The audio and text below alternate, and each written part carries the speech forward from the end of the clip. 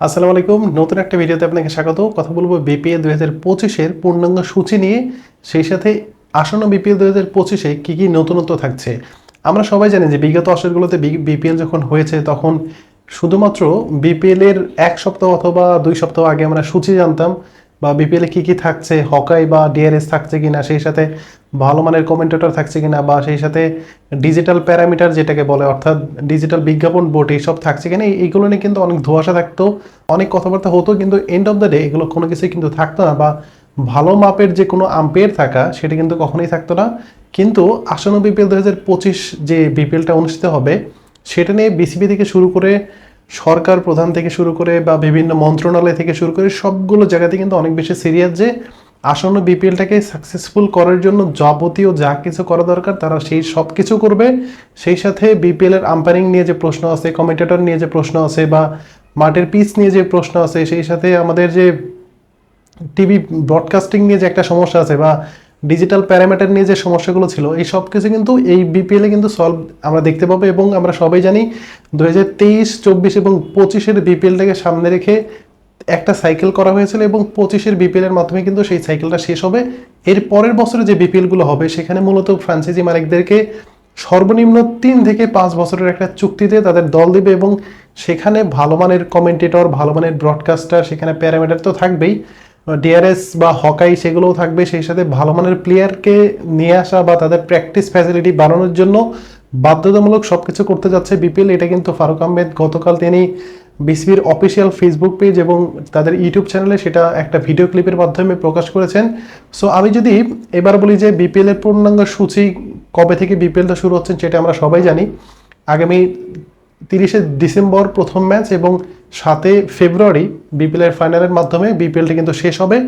এর আগে নতুনত্ব কী কী থাকছে সেগুলো যদি আপনাদেরকে বলি, তাহলে প্রথমত ডিআরএস এবং হকাই সেটা নিশ্চিত করা গেছে এবং এটা ফুল সিজনের জন্য থাকছে। দ্বিতীয়ত হচ্ছে যে ডিজিটাল প্যারামিটার, আমরা সবাই জানি যে ক্রিকেট খেলা দেখতে গেলে মাঠের ভিতরে যখন আমরা খেলা দেখতে যাব তখন ডিজিটাল প্যারামিটার থাকলে ওই গ্রাউন্ডের বা ওই মাঠের একটা স্ট্যান্ডার্ডটা অনেক হাই হয়। সো এই বিষয়টা কিন্তু এবার মাথায় রাখা হয়েছে। সেই সাথে বাগি ক্যাম, স্পাইডার ক্যাম বা এলডি স্ট্যাম্প সব কিছুই কিন্তু এবার বিপিএলে থাকছে। সেই সাথে ভালো মানের কমেন্টেটর, এটা কিন্তু অনেক দিনের চাওয়া ছিল যে আপনারা যখন টিভি সেটের সামনে বসে খেলা দেখবেন তখন বস্তা বস্তা যে কমেন্টেটররা এতদিন পর্যন্ত কমেন্ট্রি করে গেছেন, এগুলোর জন্য কিন্তু বিপিএলের মানটা অনেক অংশে কমে গেছে, বা বিপিএল দেখতে আমরা খুব একটা ভালো বোধ করতাম না। এই সব কিছু কিন্তু এবার সমাধান নিয়ে আসছে। সেই সাথে বিপিএলে যে ব্রডকাস্টিং যে সিস্টেমটা, বা যে স্কোর বোর্ড থেকে শুরু করে যা যেভাবে যে যতগুলো অ্যাঙ্গেল থেকে বা কতগুলো ক্যামেরা ব্যবহার করবে সব কিছুতে কিন্তু এবার নতুনত্ব আসছে। সেই সাথে বিপিএল আমরা সবাই জানি যে বিপিএলে যখন আমরা ম্যাচ দেখতে যাই তখন টিকিট নিয়ে অনেক বড় একটা বিড়ম্বনার সৃষ্টি হয়, বা টিকিট নিয়ে কালোবাজারি এইসব অনেক কিছু কিন্তু ফেস করতে হয়। যেমন গত বিপিএল আমি নিজে ফাইনাল ম্যাচটা দেখতে পারিনি, আমার কাছে টাকা ছিল কিন্তু টিকিট ছিল না, বা একটা টিকিটের দাম 600 টাকার টিকিটের দাম তখন 2500 টাকা পর্যন্ত উঠে গেছিল। এই যে এই প্যারাগুলো আসলে দর্শককে না দেওয়ার জন্য প্রায় 80% টিকিটকে অনলাইন টিকিটিং করা হয়েছে, এবং যে কোনো মুহূর্তে যে কোনো জায়গা থেকে তারা অনলাইনের মাধ্যমে টিকিট কাটতে পারবে এবং তারা বিপিএল খেলা দেখতে পারবে। এবং সবচাইতে ইন্টারেস্টিং ব্যাপার সেটা হচ্ছে যে আমরা স্টেডিয়ামের ভিতরে অন টাইম গ্লাসে 1 গ্লাস পানি খেতে গেলে আমাদেরকে 10 টাকা গুনতে হতো, বা 2.5 লিটারের একটা বোতল কিনতে গেলে, পানির বোতল কিনতে গেলে আপনাকে মিনিমাম 100 থেকে 150 টাকা, কখনো 200 টাকা পর্যন্ত সেই দামটা দিতে হতো। কিন্তু এইবার সেই কাজটা হয়তো আমাদের করতে হবে না, এবং পানি আমাদেরকে ফ্রিতে খাওয়ার একটা ব্যবস্থা করবে বিসিবি, এই ধরনের একটা আশ্বাস দিয়েছে। এবং সেই সাথে দেশের বিভিন্ন স্থানে তারা এলইডি স্ক্রিনের মাধ্যমে খেলা দেখার একটা ব্যবস্থা করা এবং সেইভাবে ভালোভাবে ব্র্যান্ডিং করা, এই সব কিছু কিন্তু তারা করতে যাচ্ছেন। এবং সবচেয়েতে মোস্ট ইম্পর্টেন্ট সেটা হচ্ছে আমাদের প্রধান উপদেষ্টা ডক্টর মোহাম্মদ ইউনূস, তিনি অলরেডি অনেক বেশি ফেমাস একজন মানুষ, এবং তিনি ফিফার সভাপতির সাথে কথা বলেছেন, এবং বিপিএল এর চলার টাইমে যুব ক্রীড়া মন্ত্রণালয়ের অধীনে একটা অনুষ্ঠান হওয়ার কথা, সেখানে ফিফা প্রেসিডেন্টকে আমন্ত্রণ জানানো হয়েছে এবং তিনি সেটা অ্যাকসেপ্ট করেছেন।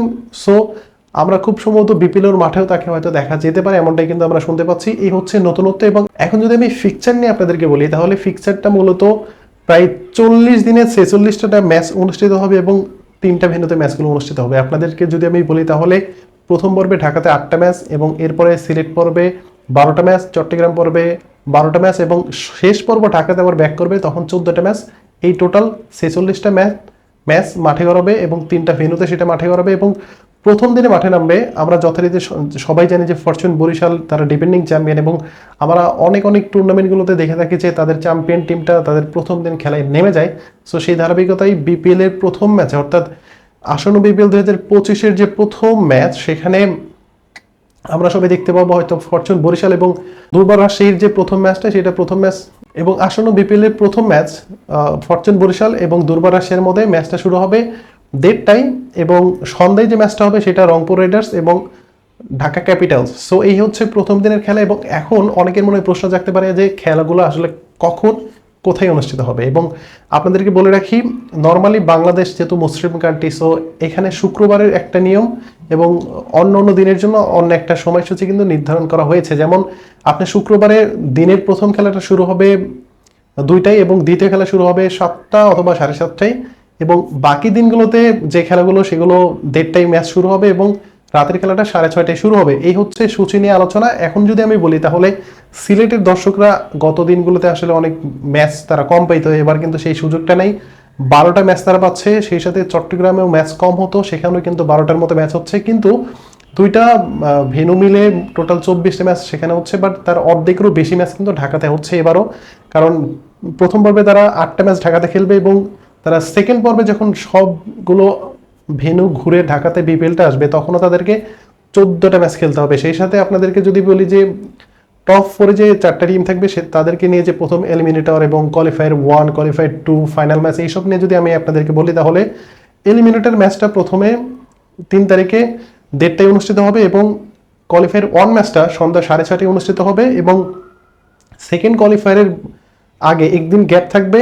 একদিন গ্যাপ থেকে মাঝখানে যে গ্যাপটা থাকবে সেই দিন রিজার্ভ ডে হিসেবে রাখা হবে, কারণ যদি সেকেন্ড কোয়ালিফায়ার ম্যাচটা কোনোভাবে না হয়, তাহলে রিজার্ভ ডে হিসেবে ওই দিনটাতে কিন্তু কাজে লাগাতে পারবে। এবং সেই সাথে সেকেন্ড কোয়ালিফায়ার যেটা হবে, সেখানেও কিন্তু একটা গ্যাপ থাকবে, এবং ওই গ্যাপের পরে কিন্তু ফাইনাল ম্যাচটা অনুষ্ঠিত হবে। এবং কোনো কারণে যদি কোয়ালিফায়ার 2 ম্যাচটা না হয়, তাহলে কিন্তু পরের দিন রিজার্ভ ডে হিসেবে সেই ম্যাচটা কমপ্লিট করতে পারবে। At the same time final ম্যাচের ক্ষেত্রেও কিন্তু রিজার্ভ ডে রাখা হয়েছে। যদি কোনো কারণে ফাইনাল ম্যাচটা না হয়, ওই দিনে সম্পূর্ণ খেলা না হয়, তাহলে পরের দিন কিন্তু সেই খেলাটা সেখান থেকে শুরু করবে।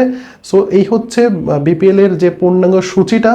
আমি যদি আপনাদেরকে আবার পূর্ণাঙ্গভাবে বলি, তাহলে বিপিএল আগামী 30শে ডিসেম্বর শুরু হচ্ছে এবং 7 ফেব্রুয়ারি ফাইনাল খেলাটা অনুষ্ঠিত হবে। এর মধ্যে দিয়ে বিপিএল এর পর্দা নামবে, এবং এর মধ্যে থেকে অনেক ধরনের অনেক কথা আমরা শুনতে পাচ্ছি যে বিপিএল হয়তো বড় বড় শিল্পীরা আসবে, আতিফ আসলাম বা অনেক অনেক বড় বড় শিল্পীর নাম শুনতে পাচ্ছি, জেমস আসবে, এই ধরনের অনেক নাম শুনতে পাচ্ছি, কিন্তু এগুলো কিন্তু এখন পর্যন্ত কোনোটাই নিশ্চিত হয়নি।